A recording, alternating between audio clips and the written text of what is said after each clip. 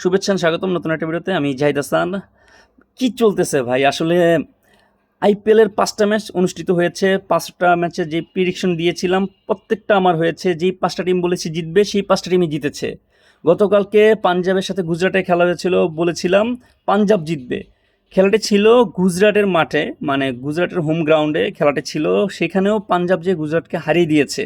তো আমার prediction ৫টাই right. তো আজকে হচ্ছে আইপিএলের ৬ নম্বর ম্যাচ। ৬ নম্বর ম্যাচে মুখোমুখি হবে Rajasthan Royals versus Kolkata night Riders. খেলাটি অনুষ্ঠিত হবে বার্সা ক্রিকেট স্টেডিয়াম গুয়াহাটিতে, যেটা হচ্ছে রাজস্থানের হোম গ্রাউন্ড ধরা হয়।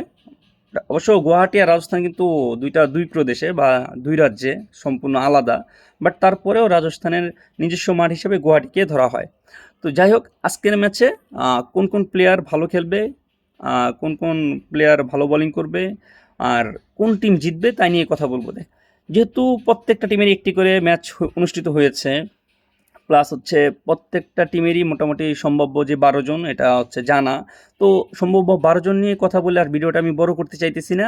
তো সংক্ষেপে জাস্ট কোন কোন প্লেয়ার ভালো ব্যাটিং করবে, কোন কোন প্লেয়ার ভালো বোলিং করবে, আর কোন টিম জিতবে তাই নিয়ে শর্টকাটে ভিডিও শেষ করে দেবো। তো সর্বপ্রথম বলি রাজস্থানকে নিয়ে। রাজস্থানের পক্ষ থেকে ভালো খেলবে হচ্ছে সঞ্জু স্যামসন আর ইয়াশভি জয়সওয়াল। হ্যাঁ, দুইজনই ওপেনিং নামে। সো দুইজনই ভালো খেলবে, দুইজনই মোটামুটি বড় ইনিংস খেলে যাবে যেটুকু আমার ধারণা। আর বোলিংয়ে ভালো করবে মহেশ থিকসানা আর সন্দীপ শর্মা।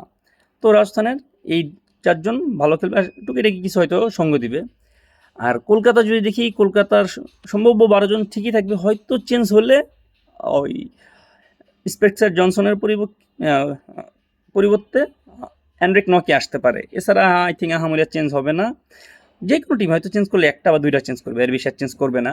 তো যাই হোক, কলকাতার পক্ষ থেকে ভালো খেলবে কোয়ান্টিন ডিকক, মোটামুটি ভালো খেলবে, বাট আহামরি না, বাট মোটামুটি ভালো খেলবে।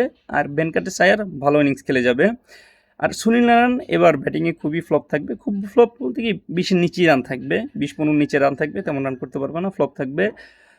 বাট বোলিংয়ে ভালো করবে সুনীল নারায়ণ, বোলিংয়ে খুব ইকোনমিক্যাল থাকবে, ভালো স্পেল করে যাবে।